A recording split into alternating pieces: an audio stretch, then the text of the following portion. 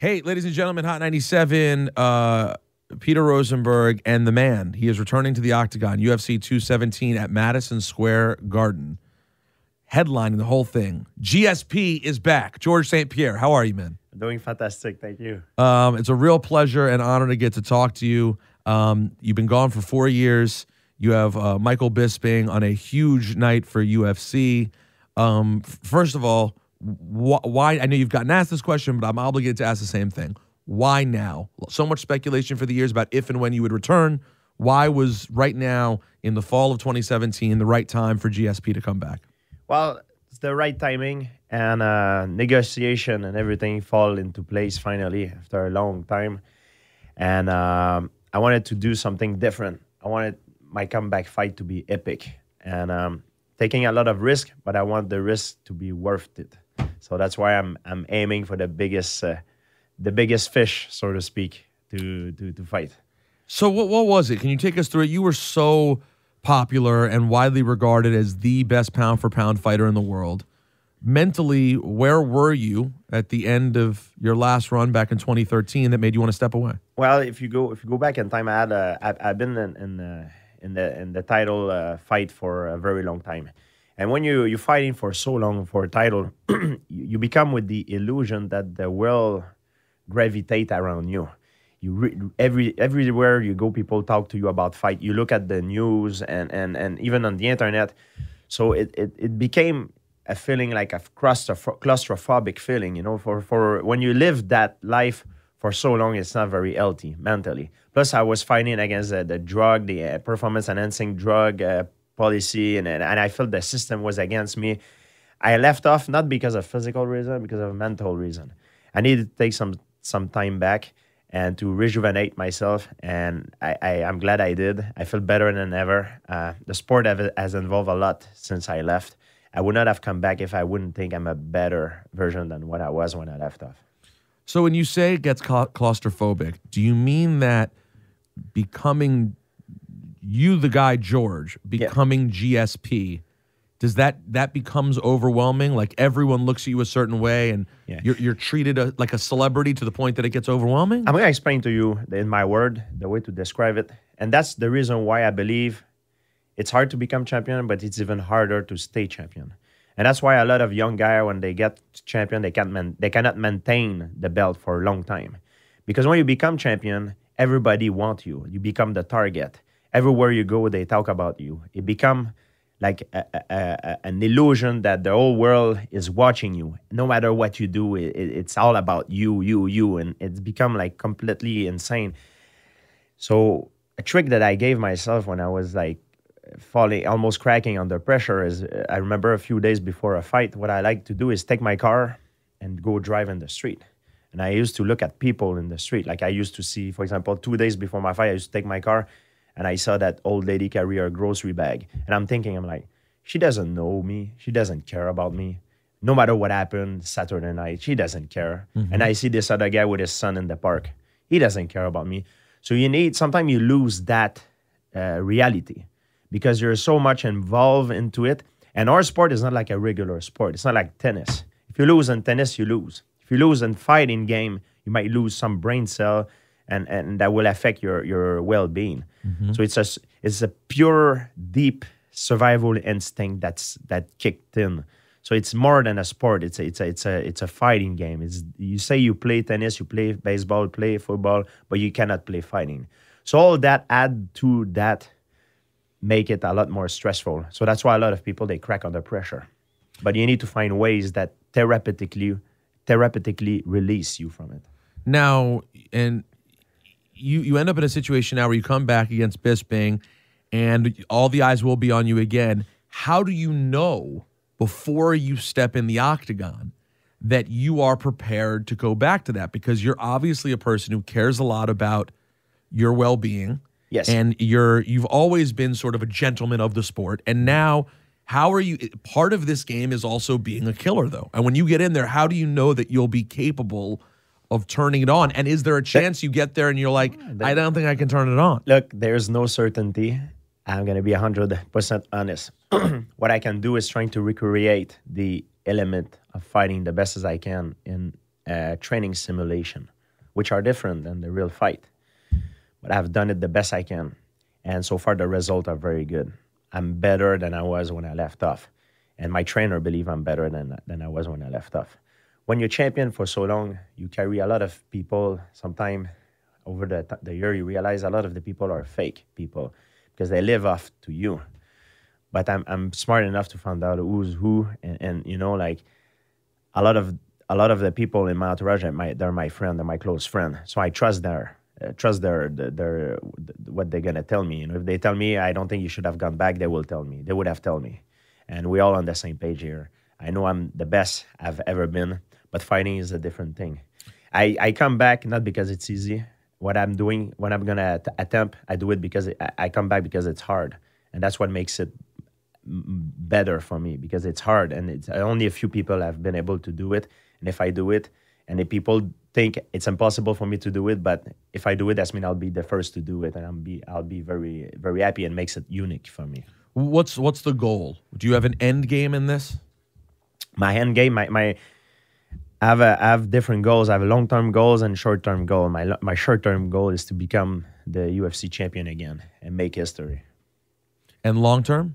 Well, make it in a way that I'm the best fighter, pound for pound, of all time. That's my ultimate goal, and be the man that changed the game. Wow, so you want, when the conversation's had about UFC, people may talk about flashy names, but when they're talking, and that's kind of the role you've always had. You haven't always been the biggest name in the sport. You have always been the most respected name in the sport, and you want to cement that permanently. Yes, exactly. I want to be known as the great fighter, and also the guy that made the difference in the sport. You know, that's why I was involved with the drug problem, the performance-enhancing drug. When I came out public about it, and I made statement, people were saying, "Oh, he become paranoid, he's crazy." But look what is happening now. All the champion, almost a lot of the champion has fallen.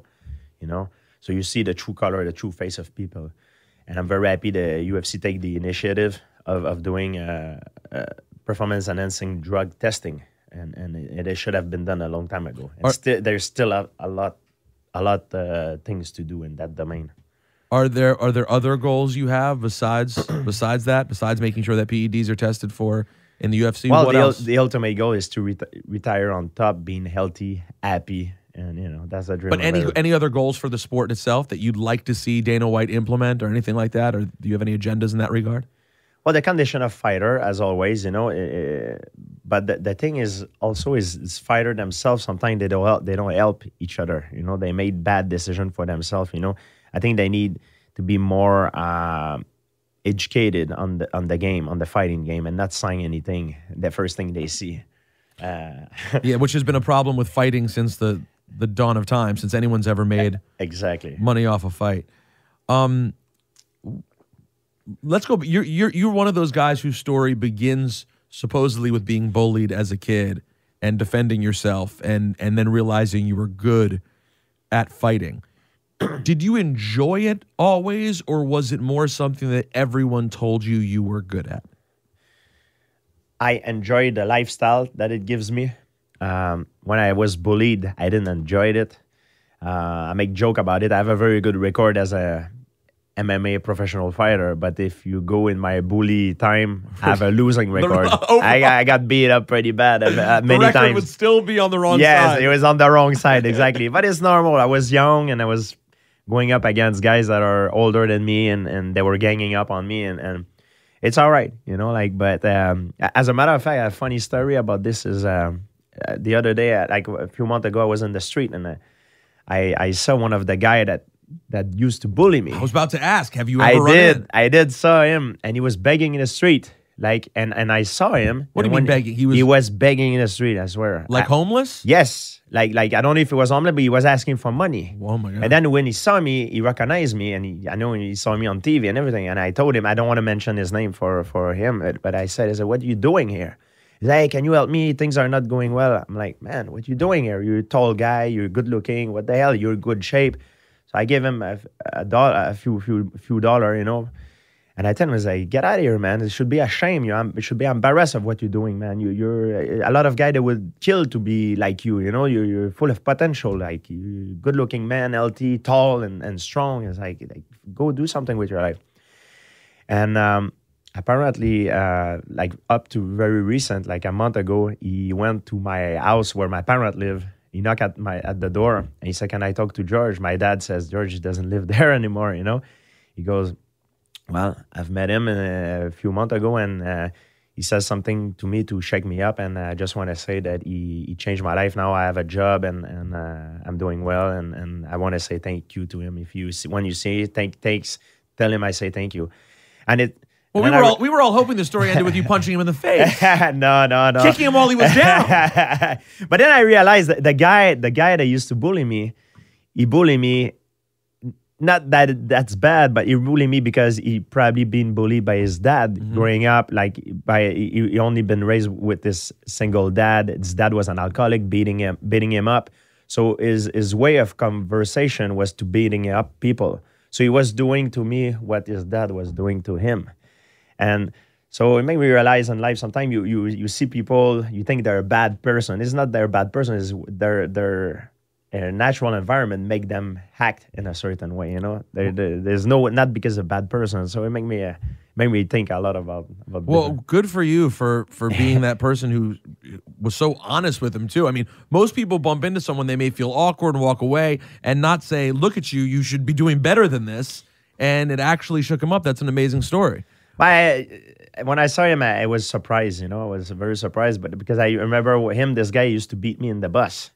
He beat me in the bus. So at one point, I come back with black eye, and my dad was saying to me, he said, "What's going on?" I never said anything, but one time in my life, I said, "There's a guy in the bus. He's taller than me. He's bigger than me. He's beating me up, and he's stronger than me. I cannot win." So my dad did the worst thing a dad can do at the time at school. He go to knock at the guy's door and go see his dad. And tell his dad, like, "Can you tell your son is 3 years older than my son? Can you tell your son to stop beating up my son in the bus?" So the next day when I take the bus, I remember this guy goes like, "Hey, you're such a snitch, you're a coward. You go complain to your dad. I can't believe you do that." So right away when he did that in front of everybody, I got humiliated. I run towards him and try to punch him in the face, and then I got beat up again. But oh my God. It was terrible. It was terrible. So that's the memory I had. But at the time, and you're able to laugh at it now because of how well things have gone. But at the time, it obviously catapulted you enough to take learning karate and these things really seriously, right? Yeah, I've learned karate because I had a lot of people are victim of bullied, and that I met a lot of I do a lot of conference in school. I believe people are bullied because of the image that they projected. When I was young, I had a big lack of confidence, and in my school where I used to go, they had the Lincoln teenager. They used to pick on the younger kids. They were sent there because they had problem with their family, raised by a single father or mother, like alcoholic. Some were orphan, and they grew up in a bad environment with a lot of violence. So the only way of communication they had, it was through violence.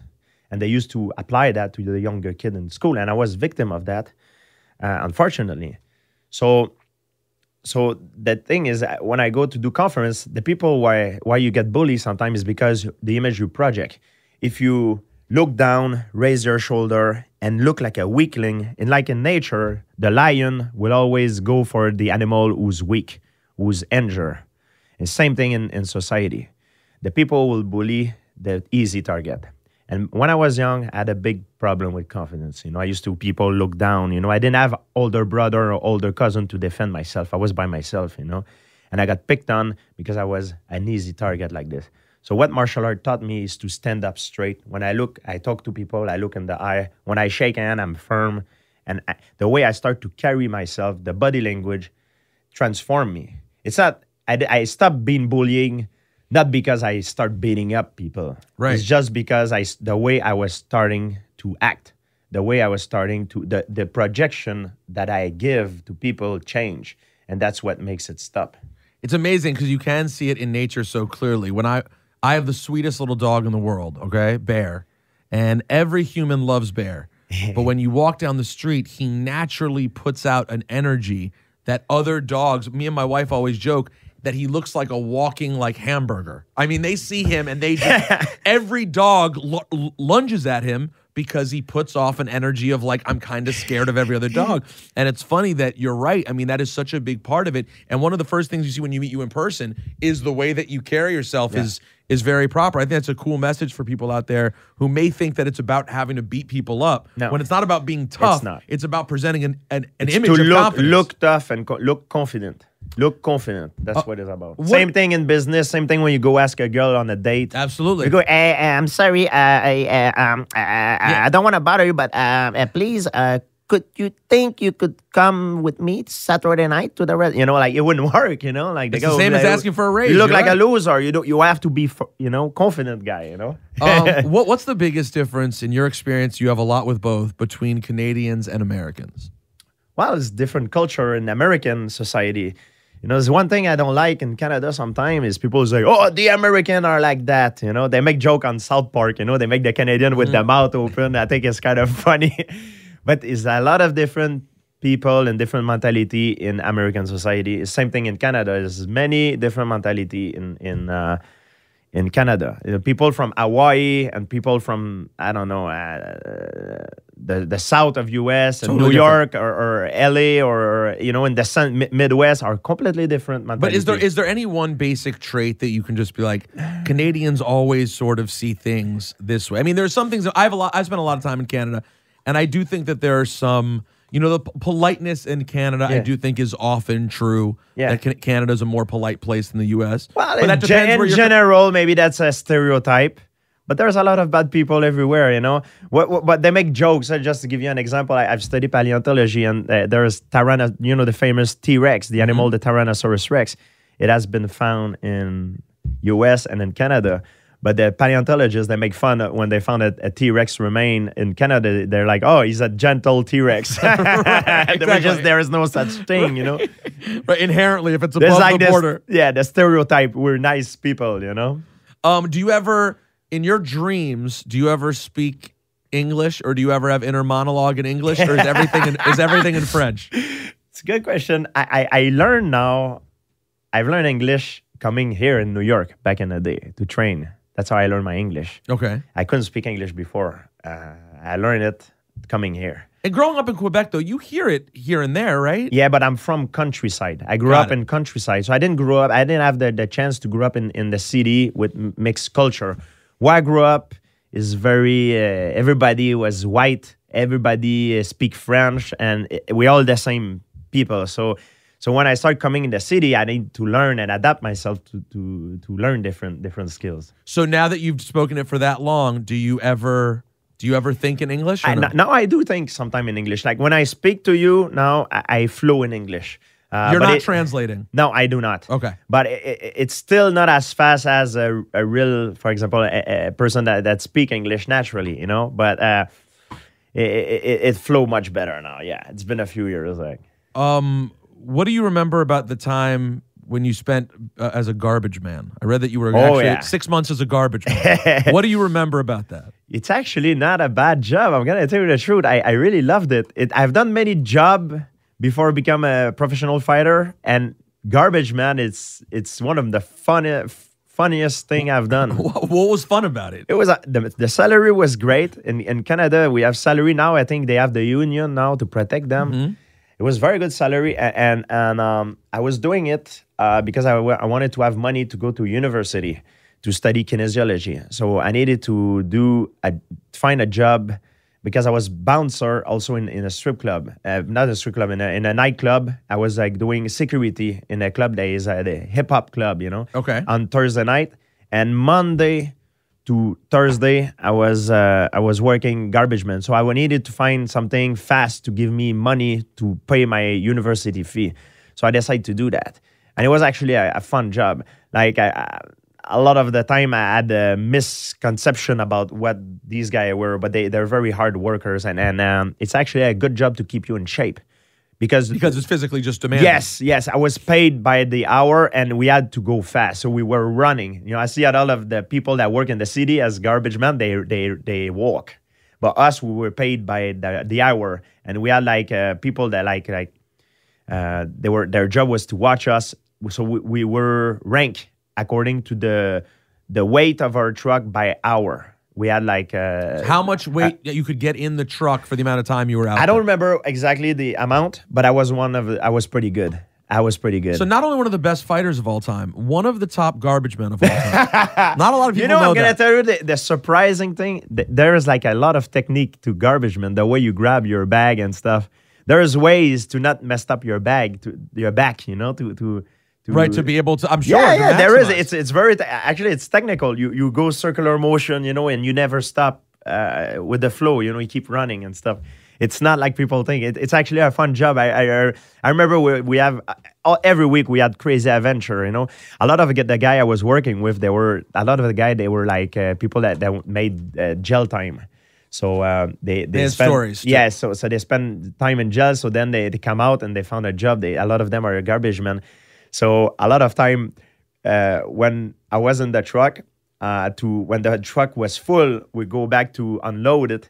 And when someone wants to talk to the boss, he goes on the CB. He go, hey, can you go on line 2? So when he says that, that's mean he has something very special to say. So everybody switched to line 2 to listen what he has to say.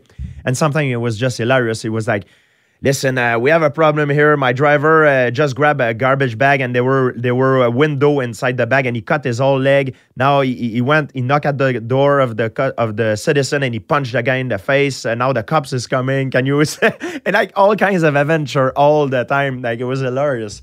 Sometimes they had like crazy fight. Like at one point, I remember when I was going back to unload the truck and a driver called. He said, hey, Sylvain was the boss. He's like, switch on line 2, please. Then everybody switch on line 2 to listen what's going on. And he says, listen, Sylvain, now we have a problem.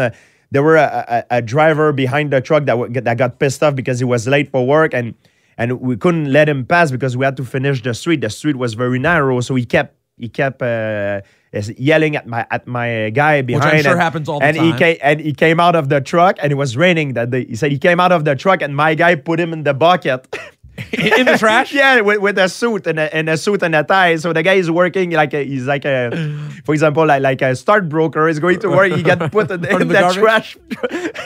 So a lot of stuff like that was happening. It was kind of funny, you know. It was amusing to me to listen to all these stories. I'm sure it's a lot of adventures. They were crazy. And my first day I was doing garbage man, I remember I was a little bit embarrassed, you know. Not that I should not be embarrassed. Everybody need to work, but at the time I was very embarrassed because I didn't want someone that I've seen from school thinking that I do that for a living. I was kind of shy, but so my first day I was in formation, so it was 2 guys in the back of the truck, and the guy I was working with, he just came out of jail, and I remember every time he used to see a beautiful girl, he was like talking, hey, he used to talk to the girl, and I was so embarrassed. I'm like, man, of the stereotype? You stink, you're a garbage man. It's not that time to try to flirt with the girl, and I was embarrassed, but it was kind of funny because when I think back at it, it's just funny, you know. That's awesome. I didn't want someone that knew me from school say, oh, now that's his life now, you know. Right, like, he became a garbage man. Yeah, you know what I mean. I was shy. I was doing this to go and find go for university, you know. But it was kind of funny, and I don't regret it. I had a great time doing it. It was a great job. I loved it. All right, now question before I let you go here. A question about your current job. When you think of the names Penn, Hughes, and Sarah, what give me the order in terms of most meaningful to the GSP story. Matt Hughes and Matt Serra, I've lost 2 times in my life, and I've lost to men that the name is Matt. So that's one of the reasons I cannot lose to Michael Bisping, because his name is not Matt, it's Michael. It starts by a M, but it's not the same. Exactly. It's not enough. My 2 losses, Matt Hughes. The first time I fought Matt Hughes, really quickly, the reason why I lost, I believe mentally I saw him better than he was. I had lack of confidence. Then I beat Matt Hughes the second time I fought him. And now I just beat the greatest welterweight of all time back in the day. So my confidence was boosted. Everybody was telling me how great I am. So I became a victim of it. Of your own hype. Yes, I started believing it. And now I fought this guy, Matsara, at that time that the odds were not in his favor. And I thought of myself, I'm going to beat him easy. And but he beat me. He knocked me out. And now I learned two things: never overestimate your opponent, never underestimate him as well. There's a middle that you should always stay there, and I learned it the hard way. And what about BJ? What do you think about BJ? BJ Penn is an incredibly gifted fighter. When he was in his prime, he was unbelievable. Unfortunately, I believe he stayed a little bit too long in the game now, and he could be as good, but you need to go back to the old BJ, what he was doing best before, and he was incredible. He was like very well-rounded, good striker, good grappler. He was like the perfect fighter. November 4th, Madison Square Garden. Tickets go on sale this Friday for UFC 217. Last thing I want to ask you about, actually I should ask you about two things. Second to last thing. Luke Rockhold was quoted as saying that this fight is quote-unquote a joke. I'll see if I can get you the exact quote. I'm bleeping tired of waiting, he said. I'm not bleeping around. I'm tired of this bleep. I'm tired of talking about it. I'm coming with a vengeance. I think GSP is a joke. I still don't have faith that George makes it to the fight, so we'll see what happens. Why is Luke Rockhold coming for your neck? Well, you want what I have. There's a problem, you know. Is everybody want what the guys have, you know. And it's not personal. It's fine, no problem. But he lost the spot because he lost to Michael Bisping. You know, like I've been in his position. It's very frustrating. When I lost to Matt Serra, I had to fight my way back up. When I lost to Matt Hughes, I had to fight my way back up. It's the nature of the beast. You need to fight his way back up. And then you come back. I don't say that he cannot do it. He can certainly do it. But he's got a big task now. He's fighting David Branch. David Branch, my friend, is my training partner. And he's very good. He looks very sharp. So I don't think he's going to beat David Branch. I think David Branch will beat him. So he's from New York, David Branch. So deal with Branch first, and then there's a conversation. Should you be able to do that? What did you think of Conor's performance against Floyd? I think he did very well. But the fight exactly happened like I thought it would happen. Floyd study him, download his data, and then pick him apart. It's normal. It's a boxing match. If it would be an MMA fight, the fight would not have lasted a minute. He fought the best boxer of our era in boxing, and he did well.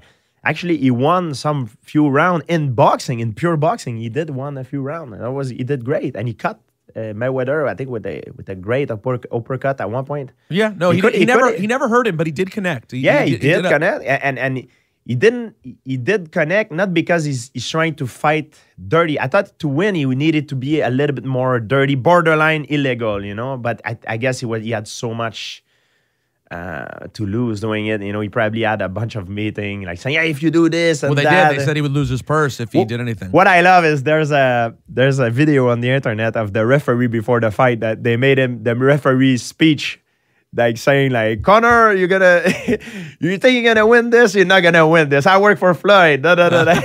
I don't know if you've seen it. It's hilarious. It's on YouTube. It's hilarious. And I saw that it was like almost true because the referee in the beginning of the meeting where they both face off, he kept looking at Conor. He's like, no headbutt, no this, no.